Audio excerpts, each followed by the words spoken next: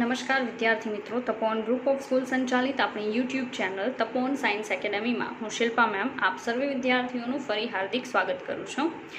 તમે જોઈ શકો 11th science chemistry JEE NEET lecture 3 બરાબર, ચેપ્ટર ઉષ્માગતિશાસ્ત્ર થર્મોડાયનામિક્સ. હવે નોર્મલી ફરી પાછું રિપીટ કરી દઉં, યાદ કરાવી દઉં કે ફિઝિક્સમાં પણ આ ચેપ્ટર તમે જોઈ ગયા છો, બરાબર છે. અને આપણે અત્યારે આ ચેપ્ટરને પાછું જોઈએ છે. લગભગ તમે બીજી કે ત્રીજી વાર જોતા હશો, કારણ કે કેમેસ્ટ્રી પ્લસ ફિઝિક્સમાં આવે છે અને કેમેસ્ટ્રીમાં તમે ગુજરાત બોર્ડમાં 11થમાં આ ચેપ્ટર સ્ટડી કરી ગયા છો. બીજું પાછું યાદ કરાવી દઉં કે તમને કહેવામાં આવ્યું હતું કે તમે થર્મોડાયનેમિક્સવાળું લેશન છે એકવાર વાંચશો, બરાબર છે. કારણ કે તમે પોતે સમજો છો કે એને સમજવા માટે તમારે પાછું એને એકવાર રિવાઇઝ કરવું પડશે, બરાબર. તો તમે સમજી શકશો કે હું શું કરાવું છું. ચાલો તો આપણે સ્ટાર્ટ કરીએ. લાસ્ટ વિડીયો લેક્ચરમાં મેં તમને શૂન્ય નિયમ કરાવ્યો હતો, બરાબર. કોઈ એટલું ઇમ્પોર્ટન્સ નથી શૂન્ય નિયમનું, બરાબર છે. બીજા જે નિયમ છે એ વધારે ઇમ્પોર્ટન્ટ છે. ધીરે ધીરે આપણે એ બધા જોઈશું. રેડી? અત્યારે આપણે જે જોવાનું છે એ છે ઉષ્માગતિશાસ્ત્રનો પ્રથમ નિયમ. ઉષ્માગતિશાસ્ત્રનો પ્રથમ નિયમ. તો ઉષ્માગતિશાસ્ત્રનો પ્રથમ નિયમ. રેડી? હવે કહી દઉં કે જે શૂન્ય નિયમ છે એ તમે જોઈ શકો ઉષ્માના વિનિમય સાથે સંકળાયેલો નિયમ છે. અને અત્યારે આપણે જે જોઈએ છે ને ઉષ્માગતિશાસ્ત્રનો પ્રથમ નિયમ, એને તમે ઉર્જા સંરક્ષણના નિયમ તરીકે પણ ઓળખાવી શકો. તો હું અહીંયા દર્શાવી દઉં છું. ઉર્જા સંરક્ષણનો નિયમ. ઉર્જા સંરક્ષણનો નિયમ, બરાબર છે. હવે નોર્મલી તમે એવું કહી શકો કે ઉર્જા જે છે એનું ફક્ત એક સ્વરૂપમાંથી બીજા સ્વરૂપમાં કન્વર્ઝન પોસિબલ છે, બરાબર છે. બાકી ઉર્જાનો સંપૂર્ણપણે નાશ પણ નહીં થઈ શકે અને ઉર્જા જે છે એ સંપૂર્ણપણે વપરાઈ શકે નહીં, બરાબર. આવી કન્ડિશન હોય છે. હવે અત્યારે હું જે તમને એક્સપ્લેન કરીશ, બરાબર છે, એ શોર્ટમાં છે, બરાબર. તમને MCQ વાઇઝ જે પણ હેલ્પ થઈ શકે એવી રીતે, બરાબર. ચાલો એમાં આપણે એક પ્રણાલી લઈશું, કારણ કે તમે જોઈ શકો થર્મોડાયનેમિક્સમાં પ્રણાલી શબ્દ પહેલાં આવશે. કંઈ પણ કરશો પ્રણાલી શબ્દ પહેલાં આવશે, બરાબર છે. તો આજે જોવો છો આપણી સિસ્ટમ છે, એટલે ગુજરાતીમાં એને કહેવાય પ્રણાલી છે. રેડી? હવે એ પ્રણાલી જે છે એની પર્ટિક્યુલર પોતાની કોઈ ચોક્કસ ઉર્જા હોય છે, બરાબર છે. તો એની પોતાની જે ઉર્જા છે એ Q છે, બરાબર. Q જેટલી ઉષ્મા ધરાવે છે. Q જેટલી ઉષ્મા ઓર ઉર્જા ધરાવે છે પ્રણાલી. રેડી? સેકન્ડ નંબરનું કે એના ઉપર અથવા તો એના દ્વારા કાર્ય થઈ શકે છે. રેડી? તો W જેટલું કાર્ય પોસિબિલિટી બે છે. પ્રણાલી દ્વારા કાર્ય થઈ શકે અથવા તો પ્રણાલી ઉપર કાર્ય થઈ શકે, ડિપેન્ડ કરે કઈ ટાઈપની કન્ડિશન છે, બરાબર છે. હવે નોર્મલી આપણે શું કહી શકીએ? યાદ હોય તો આંતરિક ઉર્જા એવો શબ્દ આપણે જોયો હતો. આંતરિક ઉર્જા એટલે શું? તો પ્રણાલી જે છે, બરાબર છે, એની રચનાના કારણે એની પોતાની જે ઇન્ટરનલ એનર્જી, મતલબ એની પોતાની પાસે જે પણ એનર્જી હોય છે એને આપણે આંતરિક ઉર્જા કહીએ. આંતરિક ઉર્જા અને આ જે Q અને W છે એની વચ્ચે રિલેશન છે, બરાબર, જે આપણે જોવાનું છે એના ફર્સ્ટ લોમાં. તો આપણે અહીંયા એમ કહીશું કે શરૂઆતની પ્રણાલીની આંતરિક ઉર્જા E1. શરૂઆતની પ્રણાલીની આંતરિક ઉર્જા. શરૂઆતની પ્રણાલીની આંતરિક ઉર્જા શું કહેશું આપણે? U1. જો JEEમાં ઘણીવાર E1 લખેલું ઓર E લખેલું પણ આવશે, તો આંતરિક ઉર્જાને તમે E થી પણ કન્સિડર કરી શકો, બરાબર. તો હું બંને દર્શાવું છું, ઓરમાં લઈ શકો, બરાબર છે. તો શરૂઆતની પ્રણાલીની આંતરિક ઉર્જા U1 અને ફેરફાર પછીની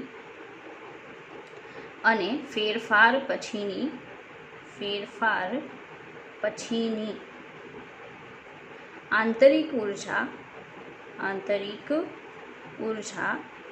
એટલે આવશે U2 અથવા તમે લઈ શકો E2. હવે ઘણાને થશે કે ભાઈ કયા ટાઈપનો ફેરફાર? તો સીધી વાત છે ને, કાં તો તમે બહારથી ઉષ્મા આપશો પ્રણાલીને, અથવા તો પ્રણાલી જે છે એનર્જી બહાર ફેંકી દેશે, તો એનર્જીનો ફેરફાર થયો. સેકન્ડ થિંગ કે પ્રણાલી પોતે કાર્ય કરશે, અથવા તો તમે પ્રણાલી પર કાર્ય કરશો, તો એ બીજો ચેન્જ છે. મતલબ પ્રણાલી ઉપર જો આ બેમાંથી કોઈ પણ એક પ્રકારનો અથવા બંને પ્રકારના ચેન્જીસ તમે કરો છો તો એ ચેન્જ થયા પછી એની આંતરિક ઉર્જા શું હશે? તો સીધી વાત છે ને કે પહેલાં આંતરિક એનર્જી માનો કે 10 છે, પછી ચેન્જ થઈને માનો કે 5 થાય, તો તમે ડેલ્ટા યુ કરશો, બરાબર, તો નેટ ફેરફાર કેટલાનો મળવાનો છે? 5નો. કાં તો ઓછી થશે ઓર વધી જશે, બરાબર છે આંતરિક ઉર્જા. તો આપણે અહીંયા જે દર્શાવવાનું છે આવશે કે U2, બરાબર, U2 મતલબ E2, બેમાંથી કોઈ પણ લખી શકો, ઇઝ ઇક્વલ ટુ, હવે માનો કે તમે એનર્જી એને આપો છો, બરાબર, Q જેટલી ઉષ્મા આપો છો, W જેટલું એના પર કાર્ય કરો છો અથવા એ કાર્ય કરે છે, જે પણ હોય કન્ડિશને, બરાબર છે. તો આટલી વસ્તુ તો ઓલરેડી એની પાસે છે જ, બરાબર છે, એનર્જી આટલી તો છે જ, પ્લસ U1 જેટલી ઉર્જા એની પાસે છે. તો U2 એટલે શું થશે? બધાનું શું થઈ જશે? સરવાળો. મતલબ ચાલો Q તો છે જ, W પણ છે, અને U1 મતલબ E1, બરાબર. તમે આવું પણ લખી શકો. મેં થોડું અલગ રીતે લખેલું છે, હમણાં થોડું આપણે બીજી રીતે દર્શાવીએ. તો હું અહીંયા જે કહેવા માગું છું એનો સીધો મતલબ એમ છે કે જો તમે ડેલ્ટા યુ કરો છો તો તમે શું લખશો? U2 માઇનસ શું લખશો? U1, કે શરૂઆતની એનર્જી, બરાબર છે, અને જે પછીની એનર્જી એની પાસે મતલબ આંતરિક ઉર્જા હશે, એ બંને વચ્ચેનો ડિફરન્સ, એટલે delta U is equal two U2 minus U1 is equal two Q plus શું થશે? W. આવું લખી શકાય, બરાબર. તો ફરી પાછું કહી દઉં, આંતરિક ઉર્જા ડેલ્ટા યુ મતલબ આંતરિક ઉર્જાનો જે ડિફરન્સ છે ફેરફાર પછીનો, બરાબર છે, એ ડિફરન્સ એટલે શું? તો પછીની આંતરિક ઉર્જા માઇનસ પહેલાંની આંતરિક ઉર્જા is equal two Q plus શું લખી શકાય? W લખી શકાય. રેડી. અને સેકન્ડ થિંગ કે delta U is equal two તમે શું લખી શકો? Delta U is equal two લખી શકાય QV. આ મોસ્ટ ઇમ્પોર્ટન્ટ છે, યાદ રાખવું, કારણ કે બહુ બધી જગ્યાએ તમને હેલ્પ કરી દેશે, બરાબર છે. એટલે આનો મતલબ શું થાય? અચળ કદે ઉષ્મા એટલે આંતરિક ઉર્જાનો ફેરફાર. અચળ કદે ઉષ્મા એટલે શું થશે? આંતરિક ઉર્જાનો ફેરફાર. તો ફરી પાછું કહી દઉં, પ્રણાલી જે છે એની પાસે Q જેટલી એનર્જી છે, બરાબર, W જેટલું વર્ક એના પર થાય અથવા એ કરશે, બરાબર. તો એની પાસે U1 જેટલી આંતરિક ઉર્જા પહેલેથી હશે. તો તમે ત્રણેયનો સરવાળો જો કરશો, U1 plus W plus Q, તો U2 બરાબર થાય, બરાબર છે. આવું નોર્મલી સમજી શકાય મેથમેટિકલી, કારણ કે delta U is equal to શું લખાય? U2 minus U1 is equal two લખાય Q પ્લસ W, કારણ કે ચેન્જીસ તો આમાં જ આવવાના છે ને, અને આ જે છે એ તો એની આંતરિક ઉર્જા છે, એટલે Q પ્લસ W, પ્લસની જગ્યાએ માઇનસ પણ આવી શકે, ડિપેન્ડ કરે W કયા ટાઈપનું છે, ઓકે, Q પણ કયા ટાઈપનું છે, એટલે સાઇનમાં ચેન્જીસ આવી શકે, બરાબર છે. બાકી આ એઝ ઇટ ઇઝ રહેશે. Delta U is equal two U2 minus U1 is equal two Q plus W, બરાબર છે. તો delta U is equal two બીજું શું લખાય છે? QV લખાય છે. તો QV ઇઝ ઇક્વલ ટુ પણ તમે Q પ્લસ W લખી શકો, બરાબર. QV એટલે યાદ રાખવાનું છે તમારે, અચળ કદે ઉષ્મા એટલે ડેલ્ટા યુ થશે. આંતરિક ઉર્જાનો ફેરફાર, બરાબર છે, એટલે શું લખી શકાય? QV, અચળ કદે ઉષ્મા, બરાબર છે. તો આજે તમે જોવો છો એ ઉષ્માગતિશાસ્ત્રનો પ્રથમ નિયમ એવી રીતે તમને સમજાવો કે તમારી ચોપડીમાં કદાચ ઇનકેસ આ રીતે નહીં હોય, પણ હું તમને જે રીતે એક્સપ્લેન કરું છું એ કઈ રીતે છે, તો MCQ વાઇઝ છે, કે MCQમાં તમે આ બધી વસ્તુ યુઝ કરી શકો, આ જે પણ ઇક્વેશન છે એ તમે યુઝ કરી શકશો, બરાબર છે, એના માટે. ચાલો, ત્યાર પછીનો આપણો આગળનો ટોપિક, આગળનું આપણે ફર્સ્ટ વન જોવાના છીએ, કાર્ય અને ઉષ્માગતિશાસ્ત્રનો પ્રથમ નિયમ. કાર્ય અને ઉષ્માગતિશાસ્ત્રનો પ્રથમ નિયમ. ઉષ્માગતિશાસ્ત્રનો પ્રથમ નિયમ, બરાબર. ચાલો, ઇક્વેશન વાઇઝ ઉષ્માગતિશાસ્ત્રનો પ્રથમ નિયમ એટલે delta U is equal two U2 minus U1 is equal two Q plus W, or delta U is equal two QV, okay. હવે આપણે કાર્ય પ્લસ ઉષ્માગતિશાસ્ત્રનો પ્રથમ નિયમ જોવાનો છે. હવે તમે જોઈ શકો પ્રથમ નિયમમાં કાર્ય આવે છે, દેખાય, સૂત્રમાં છે જ W, કાર્ય, બરાબર. તો એને અને ઉષ્માગતિશાસ્ત્રનું મતલબ આ જે ઇક્વેશન છે એની યારે રિલેશન કઈ રીતે છે, બરાબર છે, તો એ આપણે જોવાનું છે. ચાલો જુઓ. તો આપણે એમ કહી શકીએ W એટલે કાર્ય, તો શું લખાય? કાર્ય ઇઝ ઇક્વલ ટુ તમે લખી શકો P ડેલ્ટા V, આવું તમને સમજાવવામાં આવ્યું હશે, P ડેલ્ટા V, બરાબર, એટલે કાર્ય થાય. તો તમે બે રીતે દર્શાવી શકો, આ પ્લસ પણ લઈ શકો. પ્લસ ક્યારે લઈ શકો? જ્યારે પ્રણાલી પર કાર્ય થાય, પ્રણાલી ઉપર કાર્ય થાય. પ્રણાલી પર કાર્ય થાય તો તમે પ્લસ સાઇન લઈ શકો, plus P delta V is equal to W, and W is equal to minus P delta V ક્યારે લઈ શકો? જ્યારે પ્રણાલી દ્વારા કાર્ય થાય. પ્રણાલી દ્વારા કાર્ય થાય. જો ફિઝિક્સમાં સાઇન ચેન્જ આવશે, બરાબર. ફિઝિક્સમાં આપણા કેમેસ્ટ્રી કરતાં જે પણ સાઇન આવે છે, સાઇન થોડીક અલગ રહેશે, આના કરતાં ઊંધી રહેશે, પણ અત્યારે તમે કેમેસ્ટ્રીમાં જોવો છો તો કેમેસ્ટ્રીવાળું યાદ રાખો, બરાબર છે. તો W is equal to plus P delta V એટલે પ્રણાલી પર થતું કાર્ય, અને W is equal to minus P delta V is equal to પ્રણાલી દ્વારા કાર્ય, બરાબર છે. હવે આપણે ઉપરના જે ઇક્વેશન છે એ ઇક્વેશનને યુઝ કરીશું કે delta U is equal to Q plus W, આવું ઇક્વેશન આપણું હતું. હવે આમાં ડબલ્યુની જગ્યાએ આપણે માઇનસ પી ડેલ્ટા વી જે છે એનો યુઝ કરીએ, બરાબર છે. ઓર ચાલો તો આપણે એમ કહીશું કે delta U is equal to Q minus P delta V, બરાબર. પી ડેલ્ટા વી કરીએ તો સીધી વાત છે કે આપણે અહીંયા આ જે ઇક્વેશન છે એમાં આ પી ડેલ્ટા વી શા માટે એડ કર્યું? આપણે એવું લઈ લીધું કે પ્રણાલી દ્વારા થતું કાર્ય, બરાબર. કારણ કે આપણે એક ઇક્વેશન સાબિત કરવું છે. ઉપર જે આ જોવો છો ઇક્વેશન અહીંયા સાબિત કરવું છે. હવે સાબિત કરવા માટે તમારે આ જ લેવું પડે, પ્રણાલી દ્વારા થતું કાર્ય, બરાબર. તો કાર્ય અને ઉષ્માગતિશાસ્ત્રનો પ્રથમ નિયમ જે છે એમાં આપણે કાર્યનો યુઝ કરશું, પણ કઈ રીતે? પ્રણાલી દ્વારા થતું કાર્ય માટે, બરાબર છે. ચાલો તો delta U is equal to Q minus P delta V. Ready. હવે આ જે છે ડબલ્યુની જગ્યાએ આપણે પી ડેલ્ટા વી મૂકેલું છે, કાર્ય જ છે. હવે આપણે એવું કહીશું કે ડેલ્ટા વી બરાબર 0, એટલે તમે શું કહી શકો? વી કેવું છે? અચળ. કદ અચળ રાખીને જો પ્રણાલી દ્વારા કાર્ય કરવામાં આવે, કદ કેવું રાખવાનું? અચળ.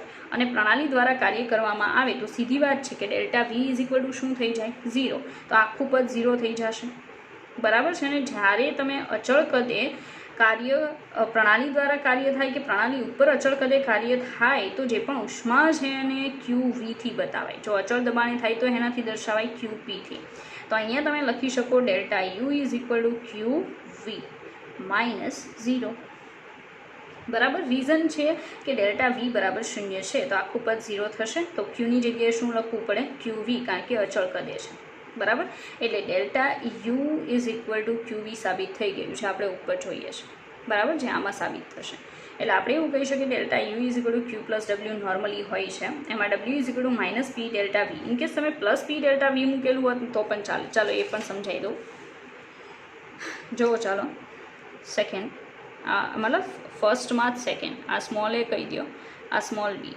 ઇનકેસ તમે એવું રાખો કે delta U is equal to Q plus P delta V, P delta V મતલબ આ પદ પ્રણાલી ઉપર કાર્ય, પ્રણાલી ઉપર થતું કાર્ય આવી રીતે દર્શાવો, બરાબર. નોર્મલી પ્રણાલી ઉપર થતું કાર્ય આવી રીતે દર્શાવો તો પણ સીધી વાત છે ને કે જો હું અચળ કદે વાત કરું છું તો delta V is equal to 0, V બરાબર કેવું લેવાનું છે મારે? અચળ. તો પણ આખું પદ કેવું થઈ જશે? 0 થઈ જવાનું છે, બરાબર. તો મારે શું લખવું જોઈએ? Delta U is equal to Q V plus 0.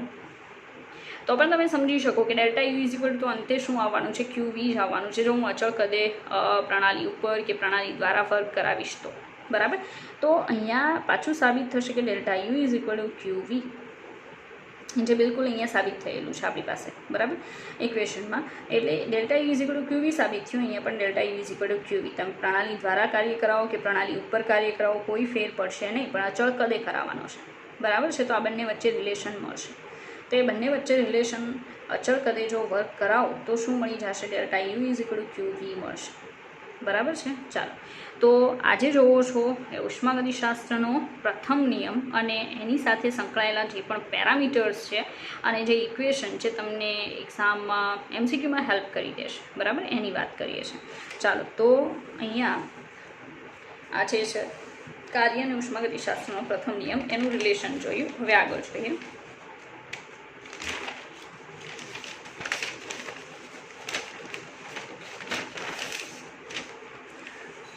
ચાલો આગળ જોઈએ તો સેકન્ડ નંબરનું એમ જ એન્થાલ્પી અને ઉષ્માગતિશાસ્ત્રનો પ્રથમ નિયમ. ધ્યાન આપવું, એન્થાલ્પી અગત્યના ઇક્વેશન આવશે બધા. એન્થાલ્પી અને ઉષ્માગતિશાસ્ત્રનો પ્રથમ નિયમ. ઉષ્માગતિશાસ્ત્રનો પ્રથમ નિયમ. અત્યારે તો તમને એવું લાગશે કે મેડમ કરાવે છે એકદમ ઇઝી છે, ગુજરાત બોર્ડના લેવલનું છે. હા, બધી વાત સાચી, પણ જ્યારે MCQની અંદર આપણે યુઝ કરશું ત્યારે તમને ખ્યાલ આવશે કે જેટલું પણ કરાવેલું છે ઇનફ છે, બરાબર. એનાથી વધારેની કોઈ જરૂર નથી, બરાબર. થોડું ડિફિકલ્ટ લેવલ આવશે, પણ અત્યારે નહીં, જ્યારે આપણે લેશન એન્ડ થવા આવશે ત્યારે, બરાબર. ચાલો, એન્થાલ્પી અને ઉષ્માગતિશાસ્ત્રનો પ્રથમ નિયમ. હવે ઘણાને એન્થાલ્પી ભૂલાઈ ગયું હશે, બરાબર છે. એન્થાલ્પી જે છે એને આપણે યાદ હોય તો કેપિટલ H થી દર્શાવીએ છીએ. રેડી? તો આપણી પાસે એક ઇક્વેશન છે, ઇક્વેશન યાદ કરાવું, બરાબર. ઇક્વેશન કંઈક આવું છે કે enthalpy H is equal two લખી શકાય આંતરિક ઉર્જા પ્લસ કાર્ય. H is equal two U plus PV લખી શકો તમે, બરાબર છે. આવું દર્શાવી શકાય. તો H is equal two U plus PV યાદ હોય તો એન્થાલ્પી ને એ બધા જે છે મેં અગાઉ તમને એક્સપ્લેન કરેલા છે. રેડી? એન્થાલ્પી એટલે આંતરિક ઉર્જા પ્લસ કાર્ય ઉર્જાનો શું થાય? સરવાળો. બસ એ જ વસ્તુ તો મેં દર્શાવેલી છે. જો તમને યાદ નથી તો અગાઉનું જે પણ નોટ્સ છે કરાવી છે એ તમે સાથે લઈને બેસી શકો, બરાબર. તો enthalpy H is equal two આંતરિક ઉર્જા પ્લસ કાર્ય ઉર્જાનો શું થાય? સરવાળો. હવે ઇનકેસ હું એવું દર્શાવું કે આ તો મેં પ્રોપર ફોર્મમાં લખેલું છે, મતલબ કોઈ ચેન્જીસવાળું નહીં, મૂળ સ્વરૂપે લખેલું છે, અને હવે હું ડેલ્ટાથી દર્શાવું તો મારે બધે ડેલ્ટા કરવા પડે. Delta H is equal to શું લખાય? Delta U plus P delta V plus V delta P. આવું બે લખી શકું હું, કારણ કે અહીંયા મારે બંનેની આગળ એક વાર ડેલ્ટા બતાવવા પડે, બરાબર. તો આવું ઇક્વેશન આવશે કે H is equal two U plus PV છે.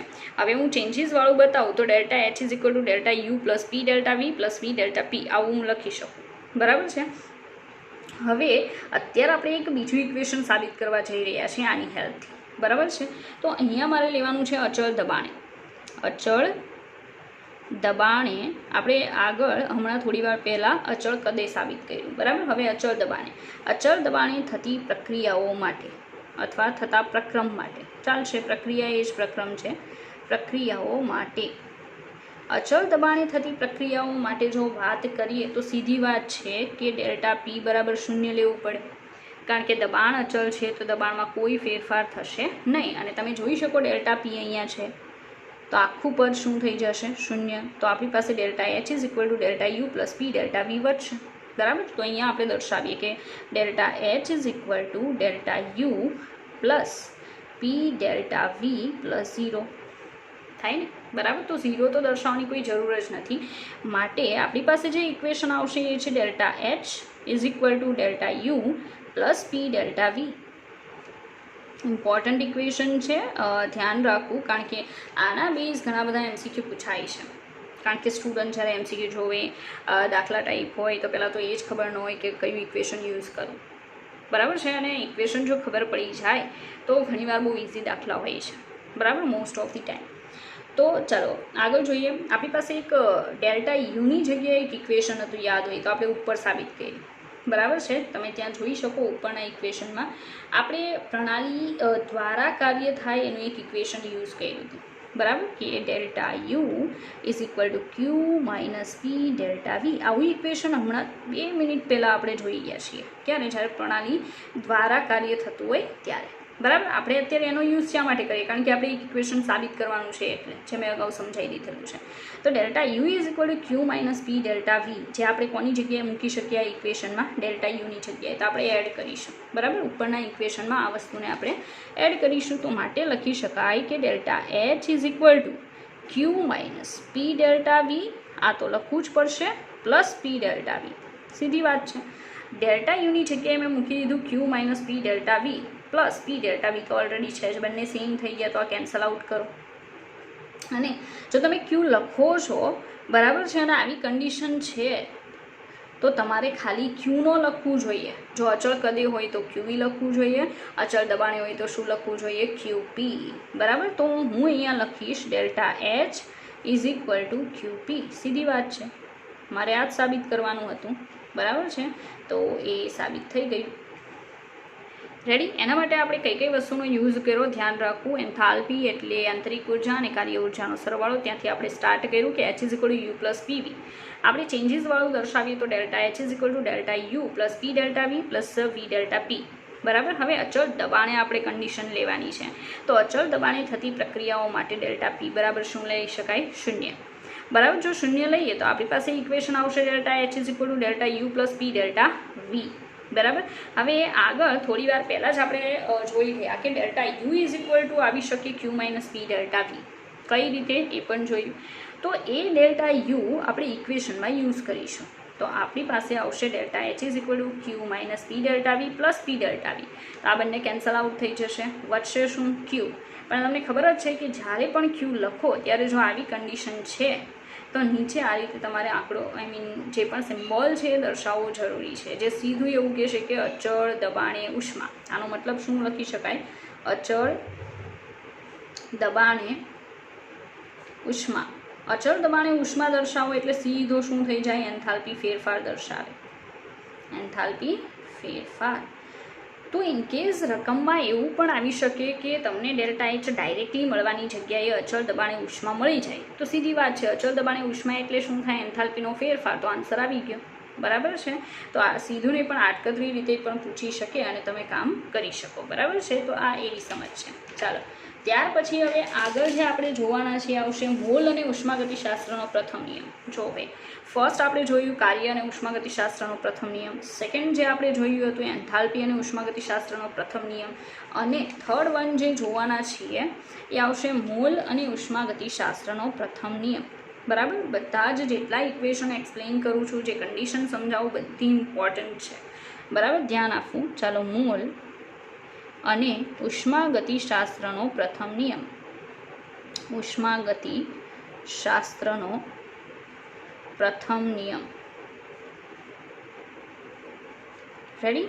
મોલ અને ઉષ્માગતિશાસ્ત્રનો પ્રથમ નિયમ. આગળ જોઈએ આપણે અચળ દબાણ અને તાપમાનની પરિસ્થિતિમાં. અહીંયા કન્ડિશન પહેલાં જ કહી દેવામાં આવેલી છે કે તમારે કઈ વસ્તુને અચળ રાખવાની છે. બરાબર છે. તો આમાં બે વસ્તુ અચળ રાખવાની છે, અચળ દબાણ અને તાપમાનની પરિસ્થિતિમાં. અચળ દબાણ અને તાપમાનની પરિસ્થિતિમાં. તાપમાનની પરિસ્થિતિમાં. બરાબર. દબાણ તાપમાન અચળ રાખીને આપણે એક ઇક્વેશનનો યુઝ કરીશું. PV = nRT. ઇક્વેશન કયું આવશે? આદર્શ વાયુ સમીકરણ યાદ હોય તો PV = nRT. આનો યુઝ કરવાનો થશે આપણે અત્યારે. બરાબર છે. ચાલો, તો સીધી વાત છે કે જો આ ઇક્વેશન હું યુઝ કરું છું તો મારે એમાં દબાણ અને તાપમાન અચળ રાખવાના છે. મતલબ T અને P જે છે એને હું ચેન્જ ના કરી શકું.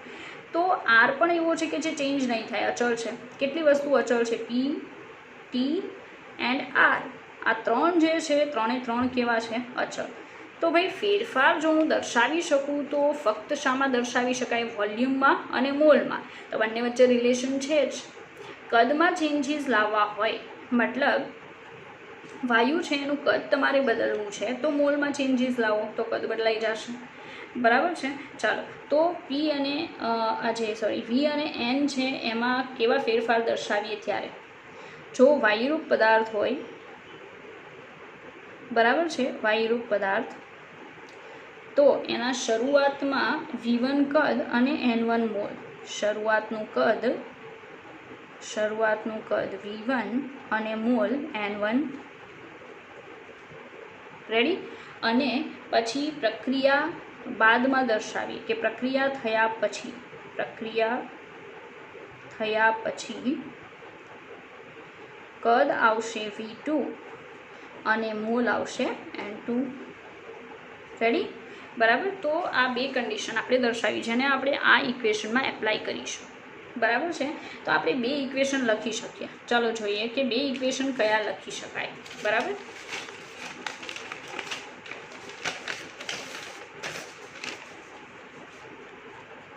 ચાલો, તો ફર્સ્ટ ઇક્વેશન લખી શકાય PV1 = N1 RT. કારણ કે આ ત્રણ જે છે એને તો તમે બદલી નહીં શકો, તો એમાં 1 or 2 આવવાની કોઈ શક્યતા નથી. બીજું આવશે PV2 = N2 RT. થઈ શકે ને? બરાબર છે. હવે આપણે શું કરીએ કે સેકન્ડ ઇક્વેશન જે છે એમાંથી ફર્સ્ટ ઇક્વેશન માઇનસ કરીએ. આને ઇક્વેશન 1 કહી દઈએ અને આ જે છે એને સેકન્ડ ઇક્વેશન. બરાબર. તો પ્રથમ સમીકરણ 2 માંથી સમીકરણ 1 બાદ કરતા રેડી. તો આપણી પાસે આવશે PV2 minus PV1 is equal two N2RT minus N1RT. આમાંથી કોમન કાઢી લઈએ તો P કોમન નીકળશે તો આવશે V2 માઇનસ V1. અહીંયા શું કોમન નીકળે RT, તો N2 માઇનસ N1. આવી કન્ડિશન થશે. હવે અહીંયા હું લખી શકું P ડેલ્ટા V, તમે જોઈ શકો, ઇઝ ઇક્વલ ટુ અહીંયા શું લખાય ડેલ્ટા NG લખવો પડશે. ગેસીસ ફોર્મ માટે કીધું ને, બરાબર. અને જો હું ગેસીસ ફોર્મ માટે દર્શાવું છું તો સીધી વાત છે, મારે ડેલ્ટા NG લખવું પડે. અહીંયા શું લખાશે RT. તો આપણી પાસે એક ઇક્વેશન આવે છે P delta V is equal to delta NG RT. બરાબર છે. હવે P ડેલ્ટા V જે છે એનો સમાવેશ કયા ઇક્વેશનમાં થાય છે કે જ્યાં આપણે યુઝ કરી શકીએ. આના બરાબર શું લખાયા W બરાબર છે. એ તો તમને ખબર હોય છે કે W is equal two P delta V લખાય is equal to delta NG RT. આપણને નવું મળી ગયું. બરાબર. તો ઇમ્પોર્ટન્ટ છે, ધ્યાન રાખવું. ચાલો, બીજું એક ઇક્વેશન આપણી પાસે થોડી વાર પહેલાં આવ્યું કે delta H is equal to delta U plus P delta V. યાદ છે? બરાબર છે. અહીંયા પ્લસ V ડેલ્ટા P પણ લખાય, પણ ડેલ્ટા P તો અચળ છે ને, મતલબ P અચળ છે તો ડેલ્ટા P 0 છે, તો આપણે આટલું જ લખી શકીએ. બરાબર. અહીંયા આટલું ચાલશે. હું કામ અહીંયા સમજાવી દીધું કારણ કે તમે V ડેલ્ટા P બરાબર શું લખી શકો 0, because P is equal two કેવું છે અચળ. રેડી. તો આટલું લખવામાં ઇનફ છે. હવે આપણે શું કરીએ કે delta H is equal to delta U as it is છે. P ડેલ્ટા Vની જગ્યાએ શું લખી શકાય ડેલ્ટા NG RT. અને આ એક નવું ઇક્વેશન આપણને મળી ગયું છે. કોની વચ્ચે રિલેશન બતાવે? જો ભાઈ આ મોસ્ટ IMP છે, મોસ્ટ IMP. એનું રીઝન છે એક્ઝામમાં આના બેઝ MCQ બહુ બધા પૂછાય છે, JEE નીટ બંનેમાં. બરાબર છે. તો delta H is equal to delta U plus delta NG RT અગત્યનું ઇક્વેશન. આ બંને વચ્ચે રિલેશન શું હશે? બરાબર છે. હવે રિલેશનની શક્યતાઓ 3 છે. ડેલ્ટા H અને ડેલ્ટા U વચ્ચે સંબંધની શક્યતાઓ.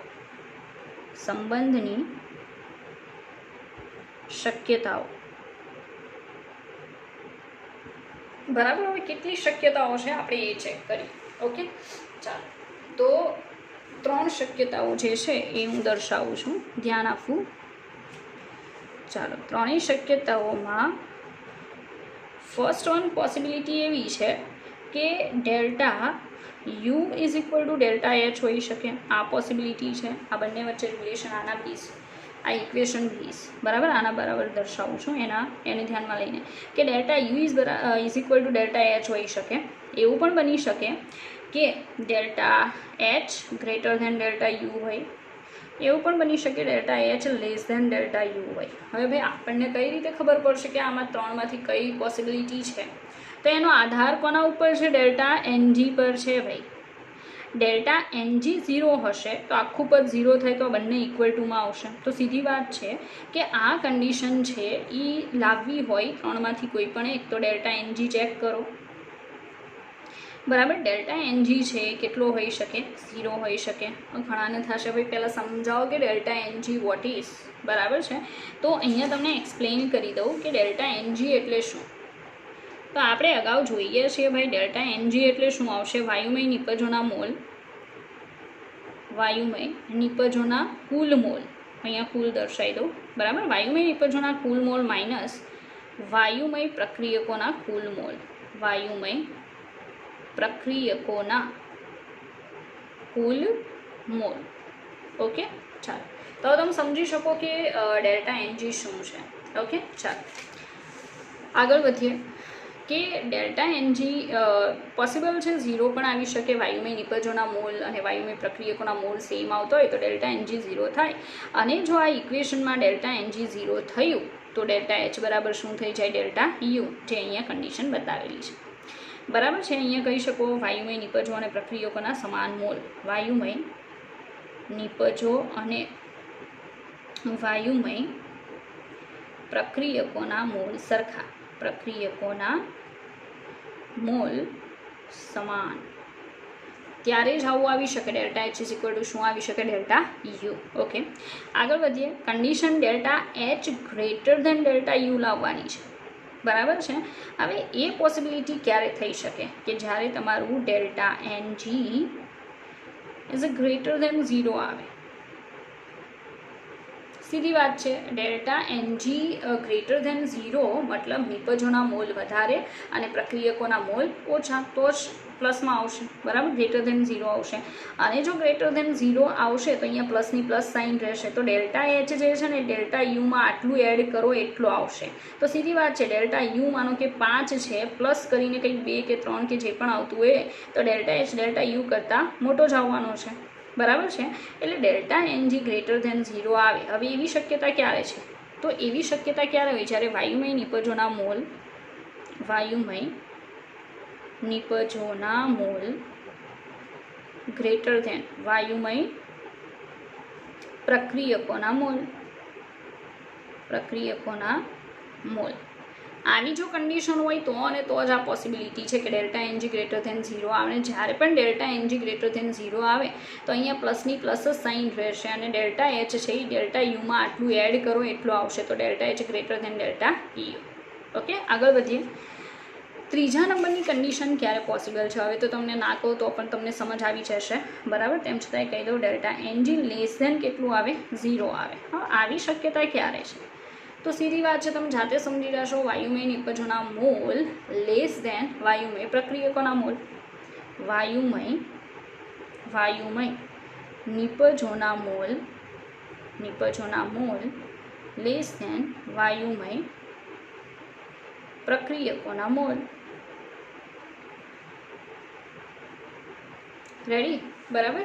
તો તમે સમજી શકો કે કંઈક આ રીતે વર્ક થઈ શકે છે, બરાબર છે. અને આપણું delta H less than delta U આવશે. હવે કઈ રીતે ઘણાને ખબર નહીં પડે, કારણ કે જો આ ડેલ્ટા એનજી લેસ ધેન 0 એટલે નેગેટિવ આવશે, તો અહીંયા સાઇન નેગેટિવ થશે. તો ડેલ્ટા એચની પ્રાઇસ ડેલ્ટા યુમાંથી કંઈક માઇનસ કરો એટલી આવશે. માનો કે આ 5 છે તો -2 કરો તો 3 આવશે, જે આ 5 કરતાં ઓછી આવશે. તો ડેલ્ટા એચ લેસ ધેન શું થશે? Delta you. રેડી. તો બહુ ઇમ્પોર્ટન્ટ છે જે પણ અત્યારે તમને એક્સપ્લેન કર્યું તેમ ફોકસ કરવું પ્રોપરલી, કારણ કે MCQ આના બેઝ ઘણા બધા પૂછાય છે. ઓકે, ચાલો હજી પણ આપણે આગળ વધીશું એક નવા ટોપિક તરફ, બરાબર છે, જેનું નામ છે ઉષ્મા ક્ષમતા, બરાબર છે. અને ઉષ્માધારિતા એવું પણ કહી શકાય છે, બરાબર છે. ઇંગ્લિશમાં મેં કીધું હતું ઉષ્મા ક્ષમતા એટલે એને કહેવામાં આવશે હીટ કેપેસિટી, બરાબર. હીટ કેપેસિટી, બરાબર. ઉષ્મા ક્ષમતા, જેના ઉપર આપણે અત્યારે આગળ કામ કરીશું. રેડી, ચાલો. આપણો આગળનો ટોપિક ઉષ્મા ક્ષમતા. બહુ ઇમ્પોર્ટન્ટ ટોપિક છે, સારો છે. એના બેઝ પણ MCQ પૂછાઈ શકે, પણ એટલા નથી પૂછાતા, બરાબર. ઉષ્મા ક્ષમતા, હીટ કેપેસિટી.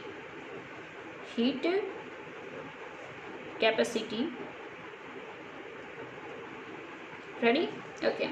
આ પહેલાં તો ડેફિનેશન જોશું કે ભાઈ ઉષ્મા ક્ષમતા और ઉષ્માધારિતાનો મતલબ શું કરી શકાય, બરાબર. બહુ શોર્ટમાં સમજશું એટલે તમે MCQની અંદર કામ કરી શકો, બરાબર. ચાલો, કારણ કે બહુ બધું થિયોરિટિકલ લઈશ તો ઘણા લોકોને પછી પ્રોબ્લેમ થશે.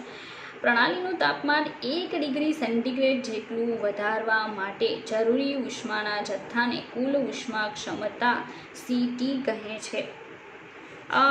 એક્ઝામ્પલ આપું, માનો કે પ્રણાલી છે એનું ટેમ્પરેચર 25 ડિગ્રી સેન્ટીગ્રેડ છે, બરાબર છે. હવે એ જે 25 ડિગ્રી સેન્ટીગ્રેડ ટેમ્પરેચર છે પ્રણાલીનું, એને તમારે 1 એકમ વધારવું છે. મતલબ તમારે એમાં 1 ડિગ્રી સેન્ટીગ્રેડનો વધારો કરવો છે, બરાબર. જો ઘટાડો પણ લઈ શકાય, બરાબર છે. મેં અહીંયા વધારો શબ્દ આપ્યું છે, પણ તમે ઘટાડો પણ લઈ શકો. એટલે સીધું આપણે એમ કહીશું કે પ્રણાલીના તાપમાનમાં 1 ડિગ્રી સેન્ટીગ્રેડ જેટલો ફેરફાર કરવા માટે જરૂરી ઉષ્માના જથ્થાને, મતલબ જે પણ ઉષ્માનો ફેરફાર થાય છે સામે, બરાબર છે, એને આપણે શું કહી શકીએ? ઉષ્મા ક્ષમતા કહી શકીએ, બરાબર છે. પણ અત્યારે મેં જે ડેફિનેશન લીધેલી છે વધારાવાળી, તો હું એને ધ્યાનમાં લઈને તમને આખું વર્ક કરાવીશ, બરાબર છે. ચાલો, તો અહીંયા હું કહી દઈશ કે પ્રણાલીનું તાપમાન, વાક્ય રચના આવી છે. પ્રણાલીનું તાપમાન 1 ડિગ્રી સેન્ટીગ્રેડ જેટલું વધારવા ઓર ઘટાડવા પણ લઈ શકો, હું કહી જ દઉં, બરાબર, ઓર ઘટાડવા. અહીંયા કહી દઉં કે ફેરફાર કરવા, તાપમાનમાં ફેરફાર કરવા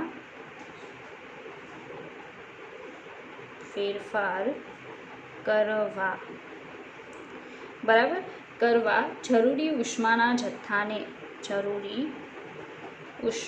જથ્થાને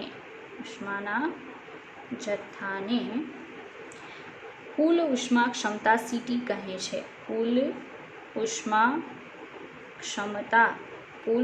ક્ષમતા સીટી કહે છે. ઓકે, ટોટલ હીટ કેપેસિટી તરીકે ઓળખવામાં આવે છે. રેડી? ચાલો આપણે દર્શાવીએ. જો મેં ફેરફાર લખેલું છે ને, વધારો ઘટાડો એ પ્રોપર જ છે, બરાબર, કોઈ ડાઉટ નથી. બિકોઝ આને આ રીતે લખી શકાય કે સીટી ઇઝ ઇક્વલ ટુ, આપણે એવું કીધું ને કે એમાં ફેરફાર કરવાનો છે ટેમ્પરેચરમાં, એના માટે જે પણ ઉષ્માનો ફેરફાર થાય તો આપણે લખી શકીએ ડેલ્ટા ટી ડેલ્ટા ક્યુ, બરાબર. તો તમારું થશે CT is equal to delta Q divided by delta T, ઉષ્મામાં થતો ફેરફાર ડિવાઇડેડ બાય ટેમ્પરેચરમાં થતો ફેરફાર, બરાબર છે. હવે પ્રોપર આવી ગયું. આ જે વધારા ઘટાડાવાળું દર્શાવેલું છે એના માટે. રેડી? ડેલ્ટા. આ મોટા ચેન્જીસ માટે ડેલ્ટા કરાય, અને જો નાનો ચેન્જ હોય તો તમે લખી શકો ડીક્યુ અપોન ડીટી, બરાબર છે. આ નાનો ચેન્જ બતાવે છે, આ મોટો ચેન્જ બતાવે. ઇક્વેશનમાં કોઈ ફેર નથી, સેમ જ છે. તો તમે લખી શકો CT is equal to delta Q divided by delta T, અથવા તો ડીક્યુ અપોન ડીટી. અને ઘણીવાર કહી દો, ઘણીવાર ક્યુ અપોન ડીટી પણ લખીએ છીએ, બરાબર છે. ડિપેન્ડ કરે ક્યારેક યુઝ કરવાનું થાય એવી રીતે તો કરી લેવું, બરાબર છે. ચાલો, આનો જો યુનિટ આપવાનો થાય તો શું આપશો? બરાબર, તો ઉષ્મા એટલે ઉર્જા થાય, ઉર્જાનો એકમ છે જૂલ પ્રતિ ડિગ્રી સેન્ટીગ્રેડ, અથવા જૂલ પ્રતિ શું લઈ શકો? કેલ્વિન. આ એનો યુનિટ થશે. ઘણાને થાય ભાઈ યુનિટ કેમ કીધું? કારણ કે ક્યારેક જરૂર પડી શકે એક્ઝામની અંદર, કારણ કે જૂલ પર સેન્ટીગ્રેડ ઓર જૂલ પર કેલ્વિન, બરાબર. નોર્મલી આનો યુઝ વધારે કરવો, કારણ કે આપણે સેન્ટીગ્રેડ યુઝ નથી કરતા, બરાબર છે. ચાલો આગળ વધીએ. આ ઇક્વેશન છે એમાં આ સ્મોલવાળું હું પહેલાં પ્રિફર કરીશ. CT is equal to DQ upon શું લખી શકાય? ડીટી લખી શકાય, બરાબર છે. તો તમે અહીંયા જો ડી ક્યુને કરતાં બનાવો ને ઉષ્માનો નાનો ચેન્જ, તો શું આવે? સીટી એટલે કુલ ઉષ્મા ક્ષમતા મલ્ટીપ્લાય લખાય ડીટી, થાય ને, બરાબર છે. ચાલો, તો આને આપણે ક્યુમાં કન્વર્ટ કરવું હોય તો સંકલન કરવું પડે. ભાઈ આ મેથેમેટિકલ થોડુંક આવશે, તમારે ધ્યાન આપવું પડશે, બરાબર છે. આમાં મેથ્સ પણ થોડું આવી જશે. રેડી? કઈ રીતે? તો તમે એમ કહી શકો કે આ ડી ક્યુ છે ને એને ક્યુમાં કન્વર્ટ કરવું હોય, મતલબ આખો આંકડો જોઈએ છે, તો આવા જેટલા ડીક્યુ છે એ બધાને પ્લસ પ્લસ પ્લસ કરવા પડે, બરાબર. હવે પ્લસ કરવા માટે સંકલન કર્યું કહેવાય. આ તો તમને આવડતું જ હશે, બરાબર. તો સંકલન કોનું કરશો? સંકલન ઓફ સીટી ઇન્ટુ શું થશે? ડીટી. આવું આ જે છે એ તમે ધ્યાનમાં લઈ શકો. રેડી? ચાલો, તો ફરી પાછું કહી દઉં. આ શું છે કે પ્રણાલીના તાપમાનમાં 1 ડિગ્રી સેન્ટીગ્રેડ જેટલો ફેરફાર કરવા માટે વધારો પણ કરી શકો, ઘટાડો પણ કરી શકો, બરાબર છે. તો એ દરમિયાન જે પણ ઉષ્માના જથ્થામાં ફેરફાર થાય, કારણ કે જો અહીંયા ફેરફાર જ બતાવેલો છે, બરાબર છે, જે પણ ફેરફાર થાય એને કહેવામાં આવશે કુલ ઉષ્મા ક્ષમતા સીટી, બરાબર છે. આ સમજ મેં થોડી અલગ રીતે લખેલી છે, એ પણ તમે લઈ શકો વધારાના બેઝ ઉપર. ઓકે, પ્રણાલીનું તાપમાન 1 ડિગ્રી સેન્ટીગ્રેડ જેટલું વધારવા અથવા ઘટાડવા માટે જે જરૂરી ઉષ્માનો જથ્થો છે એને કુલ ઉષ્મા ક્ષમતા સીટી કહે છે, બરાબર. તો સીટી ઇઝ ઇક્વલ ટુ લખાય delta Q upon delta T અથવા ડીક્યુ બાય ડીટી. આ સ્મોલ, આ મોટો, બરાબર. યુનિટ આવશે જૂલ પર ડિગ્રી સેન્ટીગ્રેડ, બરાબર. એના કરતાં વધારે વેલિડ છે જૂલ પર kelvin. CT is equal to આપણે આને ધ્યાનમાં લઈએ નાના ફેરફારને ડીક્યુ બાય ડીટી. તો ડીક્યુને કરતાં બનાવું તો સીટી ઇન્ટુ શું આવશે? ડીટી. અમારે જો ક્યુ મેળવવો હોય તો આનું સંકલન કરવું પડે, કારણ કે આ બહુ નાના નાના ચંક્સ, ટુકડાઓ છે, એને ભેગા કરવા પડે. એને ભેગા કરવા માટે હંમેશા સંકલન થાય. ફિઝિક્સમાં ખબર હશે તમને, સંકલન of CT into DT. Okay, ચાલો, આ તો આપણે ટોટલ ઉષ્મા ક્ષમતાની વાત કરી. હવે આમાં પાર્ટ પડશે, બરાબર. અત્યારે જે એક્સપ્લેન કરું છું એ જે છે એને કહેવામાં આવશે મોલર ઉષ્મા ક્ષમતા, બરાબર. ચાલો, આનો જ એક ભાગ છે મોલર ઉષ્મા ક્ષમતા. મોલર ઉષ્મા ક્ષમતા, જેને આપણે દર્શાવીશું સી થી, ખાલી સી. ઓલાને સી ટીથી દર્શાવ્યું છે, આપણે આને સીથી દર્શાવીએ. જો ભાઈ એક્ઝામની અંદર ઇનકેસ સિમ્બોલ ચેન્જ થાય છે, બરાબર, તો બહુ કોઈ પ્રોબ્લેમ નથી, કારણ કે એ લોકો પ્રોનાઉન્સિએશન ગુજરાતીમાં લખીને આપી દેશે. જેમ કે મોલર ઉષ્મા ક્ષમતા એવું લખીને આપશે તો તમને ખબર પડી જાય કે ભાઈ આ કોની વાત કરે છે, બરાબર. ચાલો, તો મોલર ઉષ્મા ક્ષમતાને આપણે ખાલી સીથી દર્શાવીએ છીએ. તો આની ડેફિનેશન શું આપી શકાય? ડેફિનેશન એઝ ઇટ ઇઝ છે, ઉપરવાળી જે છે એ જ, પણ આપણે શું કરશું, એમાં 1 મોલ એડ કરશું. શું એડ કરશું? 1 મોલ, બરાબર. આપણે એમ કહીશું કે 1 મોલ પદાર્થનું તાપમાન, પ્રણાલી પણ લખી શકો, કોઈ પ્રોબ્લેમ નથી. 1 મોલ પદાર્થનું તાપમાન 1 ડિગ્રી સેન્ટીગ્રેડ જેટલું વધારવા માટે જરૂરી ઉષ્માને મોલર ઉષ્મા ક્ષમતા કહે છે. મોલ એડ થઈ જશે, બરાબર. હું અહીંયા દર્શાવું છું. 1 મોલ પદાર્થનું તાપમાન 1 ડિગ્રી સેન્ટીગ્રેડ જેટલું વધારવા માટે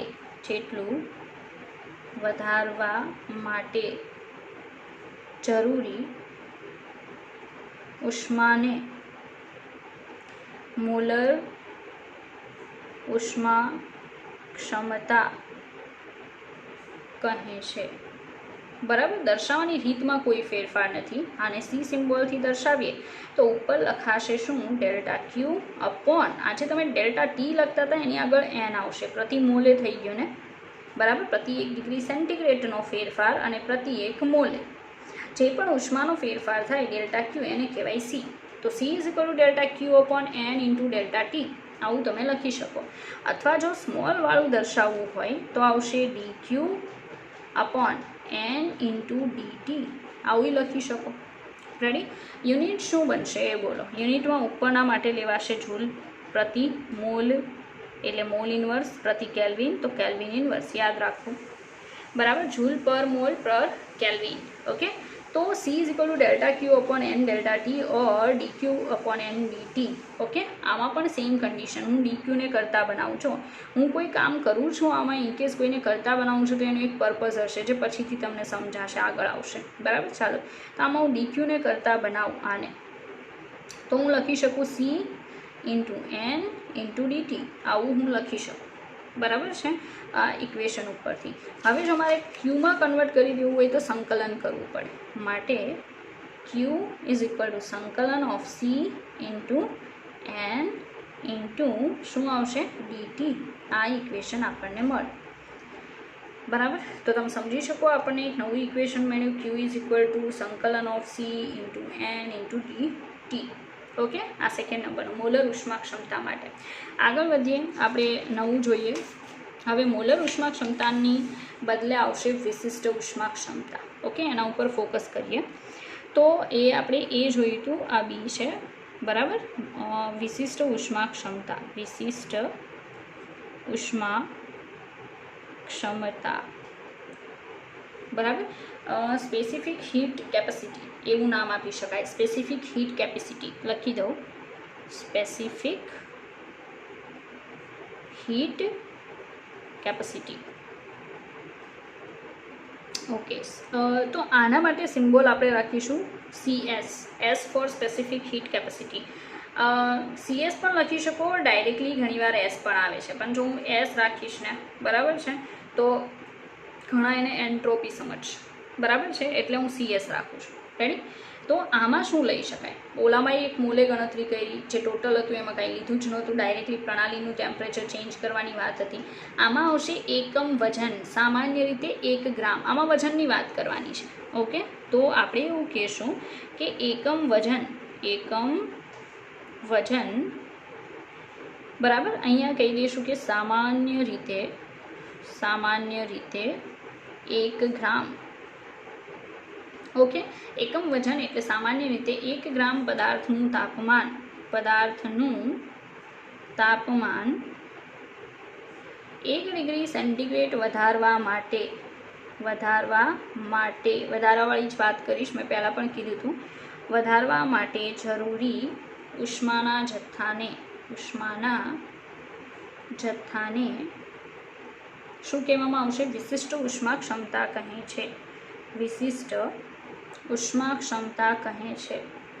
ઉષ્મા ક્ષમતા કહે છે. ઓકે, ચાલો આનું પણ આપણે ઇક્વેશન બનાવશું. પહેલાંના જેવું સેમ જ રહેશે, થોડો ચેન્જ આવશે. રેડી? ચાલો ઇક્વેશન બનાવવા માટે આપણે શું લખીશું? CS. હવે તમે જાતે લખી શકશો, બધાને ખ્યાલ હશે. ડેલ્ટા ક્યુ, અહીંયા ડેલ્ટા ટી, બટ મલ્ટિપ્લિકેશનમાં જે રીતે પહેલાંમાં સ્મોલ n આવે છે એમ અહીંયા આવશે સ્મોલ m. વજન લેવાનું છે તો સ્મોલ m, અથવા તમે લખી શકો dq upon small m into dt. ચાલો યુનિટ બોલો કે યુનિટ શું આવશે? બરાબર, આ નાનો ફેરફાર છે, આ મોટો ફેરફાર છે. બરાબર, તો યુનિટ આવશે જૂલ પ્રતિ ગ્રામ, એટલે gram inverse and kelvin inverse. Kelvin વધારે વેલિડ છે, આપણે ડિગ્રી સેન્ટીગ્રેડ યુઝ નથી કરતા. બરાબર, ચાલો આમાં આપણે ડીક્યુને કરતા બનાવીએ તો ડીક્યુ ઇઝ ઇક્વલ ટુ શું લખાય? CS into small n into DT. Okay, હવે આપણે ખાલી ક્યુ જોતો હોય તો આનું શું કરવું પડે? સંકલન. તો સંકલન of CS into m into શું આવશે? ડીટી. તો આપણને ત્રીજું ઇક્વેશન અહીંયા મળે છે. બરાબર છે, તો તમે 3 પ્રકારની ઉષ્મા ક્ષમતા જોઈ. જો આ સિમ્બોલ કહી દો કે તમારી ગુજરાત બોર્ડની બુકમાં ઇન કેસ સિમ્બોલ મેં જે લીધેલા છે એના કરતાં જુદા જોવા મળે, પણ સિમ્બોલ ડઝન્ટ મેટર. બરાબર છે, એક્ઝામની અંદર તમને સિમ્બોલ બિલકુલ નહીં પૂછાય. તમને આ જે ઇક્વેશન સમજાવું છે ને એ બેઝ MCQ પૂછાશે. રેડી? ચાલો આગળ જોઈએ. CTC અને CS વચ્ચેનો સંબંધ. આ રિલેશન છે એ તમને બિલકુલ ગુજરાત બોર્ડમાં આપવામાં નહીં આવે, તો અહીંયા જે પણ એક્સપ્લેન કરું છું એને બહુ સારી રીતે સમજવું. બરાબર છે, ચાલો તો અહીંયા મારું કહેવાનું એમ છે કે CT એટલે કુલ ઉષ્મા ક્ષમતા, C એટલે મોલર ઉષ્મા ક્ષમતા અને CS એટલે વિશિષ્ટ ઉષ્મા ક્ષમતા વચ્ચેના સંબંધ. રેડી? આ રિલેશન શું આવશે એની વચ્ચે એ આપણે જોવાનું છે. બરાબર, એની વચ્ચેના રિલેશન ફાઇન્ડ આઉટ કરવાના છે. ચાલો તો રિલેશનમાં ફર્સ્ટ ઓફ ઓલ આપણે લખીએ કે ભાઈ CT is equal two, CT એટલે ટોટલ ઉષ્મા ક્ષમતા છે. બરાબર છે, તો ટોટલ ઉષ્મા ક્ષમતા એને આપણે CT કહીશું. બરાબર, એ જે છે ને n વડે મલ્ટીપ્લાય કરી નાખવું, NC. બરાબર, ઇઝ ઇક્વલ ટુ, તો CT ઇઝ ઇક્વલ ટુ લખાય n ઇન્ટુ C લખાય, અને ઇઝ ઇક્વલ ટુ લખાય m ઇન્ટુ CS. આવું તમે લખી શકો, ત્રણેયને આ રીતે કમ્પેર કરી શકો. બરાબર છે, તો ફરી પાછું કહી દઉં, કારણ કે જે આ ટોટલ હોય, રેડી, આપણે શું કર્યું હોય કે છે n છે એના વડે આપણે શું ડિવાઈડ કર્યું હતું. બરાબર છે, તમે જો એના વડે મલ્ટીપ્લાય કરી નાખો તો એ CT જેટલું થઈ જાય. એ જ રીતે આમાં આપણે શું કર્યું હોય કે m વડે ડિવાઈડ કર્યું હોય. બરાબર છે, તો એ m વડે તમે મલ્ટીપ્લાય કરી નાખો તો તમને શું મળી જાય? CT. આવું ઘણાને આમાં ખબર નહીં પડે, એક્સપ્લેન કરી દઉં. ચાલો પ્રોપર ધ્યાન આપજો. CT બરાબર શું લખાય? dq અપોન dt લખાય.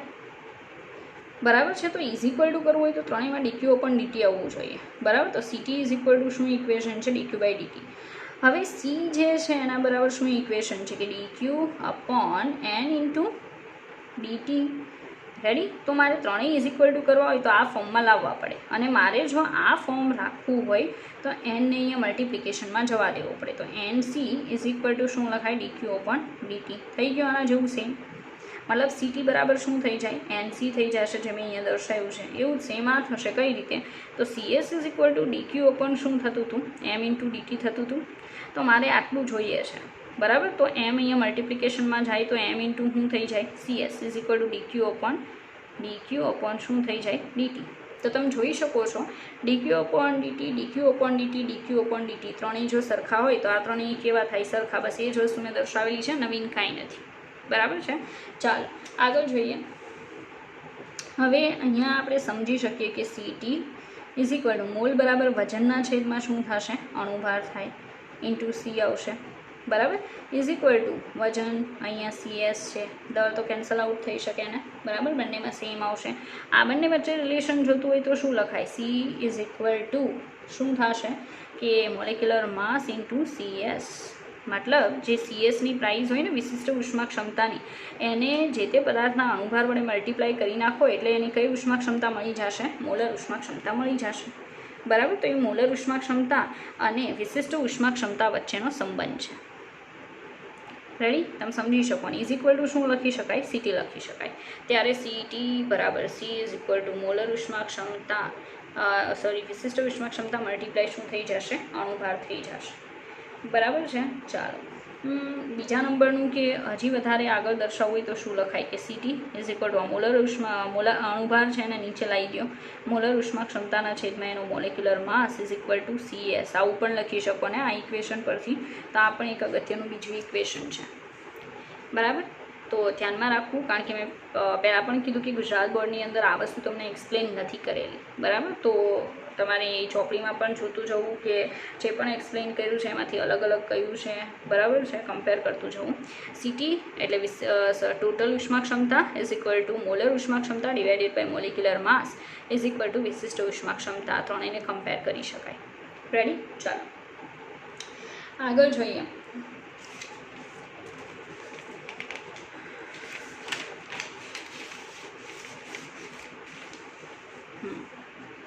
ચાલો આગળ ધ્યાન આપો કે હું ખાલી કોમન સીટી જ લઈ લઉં, બરાબર છે, કે સીટી ઇઝ ઇક્વલ ટુ શું હતું, ડીક્યુ અપોન ડીટી. તો આપણને કેટલાક કેસીસ જોવા મળશે, બરાબર છે. કઈ રીતે કેસીસ જોવા મળશે?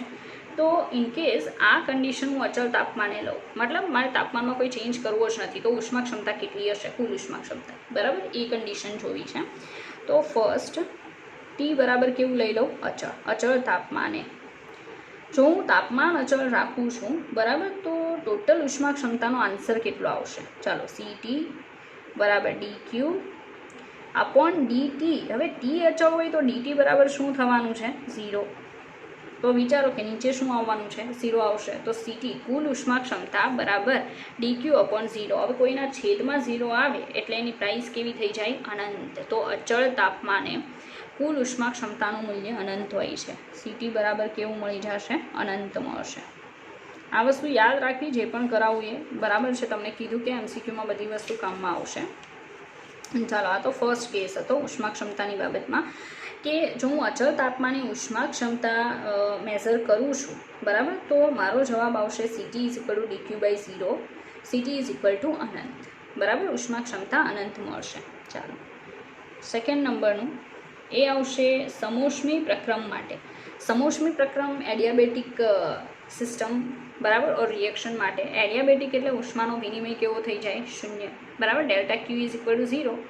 તો આપણે એમ કહીએ સમોષ્મી પ્રક્રમ માટે, સમોષ્મી પ્રક્રમ માટે ઉષ્મા ક્ષમતા એટલે કે સીટી. રેડી? તો સમોષ્મી પ્રક્રમ માટે સીટી જો લઈએ તો ડીક્યુ અપોન ડીટી, ઇક્વેશન તો સેમ જ રહેવાનું છે. પણ સમોષ્મી પ્રક્રમમાં ક્યુ બરાબર કેવું હોય છે? અચળ. સીધી વાત છે ને. જો ક્યુ અચળ હોય તો ડીક્યુ બરાબર કેટલું હોય? 0 થાય ને. તો તમે શું કહેશો કે સીટી બરાબર 0ના છેદમાં ડીટી માટે સીટી ઇઝ ઇક્વલ ટુ શું થઈ જશે? 0, બરાબર છે. તો સમોષ્મી પ્રક્રમ માટે જે કુલ ઉષ્મા ક્ષમતાની પ્રાઇસ તમને મળશે ને એ કેટલી મળશે? 0 મળશે, બરાબર છે. એ પણ ઇમ્પોર્ટન્ટ છે, યાદ રાખવું. ચાલો, થર્ડ નંબરનો કેસ જોઈએ. ત્રીજા નંબરનો ત્રીજી પોસિબિલિટી શું છે? ત્રીજી પોસિબિલિટી છે અચળ દબાણે પદાર્થનું તાપમાન 1 ડિગ્રી સેન્ટીગ્રેડ વધારવા જરૂરી ઉષ્મા, બરાબર. અચળ દબાણે દબાણ કેવું રાખવાનું? અચળ. પદાર્થનું તાપમાન, અચળ દબાણે પદાર્થનું તાપમાન. આમાં ખાલી સિમ્બોલ જોવાના છે, બરાબર છે, જેનો આપણે આગળ બીજામાં યુઝ કરીશું. રેડી? ચાલો, અચળ દબાણે પદાર્થનું તાપમાન 1 ડિગ્રી સેન્ટીગ્રેડ વધારવા માટે જરૂરી ઉષ્માને શાનાથી દર્શાવાય? ક્યુપી. યાદ હોય તો આ અગાઉ મેં સમજાવ્યું છે કે અચળ દબાણે જો હું ઉષ્મા છે એને બતાવું તો મારે ક્યુપી લખવું પડે. રેડી? તો હું આ જે છે સી એની જગ્યાએ શાનો યુઝ કરી શકું? સીપી. કુલ ઉષ્મા ક્ષમતા હું જે સીટી લખતી હતી ને એ સીટીની જગ્યાએ મારે શું લખવું જોઈએ? સીપી લખવું જોઈએ, બરાબર છે. ચાલો, તો સીટી ઇઝ ઇક્વલ ટુ શું લખી શકાય? સીપી. બસ અહીંયા તમારે આટલું જ જોવાનું છે કે સિમ્બોલ કઈ રીતે ચેન્જ થશે, બરાબર, ક્યારે. કારણ કે એ વસ્તુ હું તમને આગળ એક્સપ્લેન કરીશ કે એનો યુઝ કઈ રીતે કરવાનો છે. તો જો અચળ દબાણે પદાર્થનું તાપમાન 1 ડિગ્રી સેન્ટીગ્રેડ વધારવા માંગુ છું તો હું સીટીની જગ્યાએ શું લખી શકું? સીપી લખી શકું, બરાબર. ત્યારે ઉષ્માનો ફેરફાર શું લખાય? ક્યુપી લખાય. રેડી? ચાલો, તો અહીંયા આના બરાબર જો ઇનકેસ મારે લખવું છે તો શું લખાય? ક્યુપી અપોન ડેલ્ટા ટી લખાય, અથવા ડીટી લખી શકો, ચાલે, બરાબર. તો સીટીની જગ્યાએ શું લખવું જોઈએ મારે? સીપી અને ત્યારે મારે લખવું જોઈએ ક્યુપીના છેદમાં ડેલ્ટા ટી. મેં યાદ હોય તો પહેલાં પણ સમજાવ્યું હતું કે હું અહીંયા ડેલ્ટા નથી દર્શાવતી તો પણ ચાલે છે, બરાબર, કારણ કે ઘણીવાર એવી રીતે યુઝ કરવાનું થશે જેમ કે મેં અત્યારે કરેલું છે. ચાલો પછી ફોર્થ કેસ તમે સમજી જશો જાતે. અચળ કદે પદાર્થનું તાપમાન 1 ડિગ્રી સેન્ટીગ્રેડ વધારવા માટે જરૂરી ઉષ્મા, બરાબર, એને સીટીની જગ્યાએ શું લખાય? સીવી લખાય. ઓકે, અચળ કદે પદાર્થનું તાપમાન और પ્રણાલીનું તાપમાન સેમ જ છે. પદાર્થનું તાપમાન 1 ડિગ્રી સેન્ટીગ્રેડ વધારવા માટે જરૂરી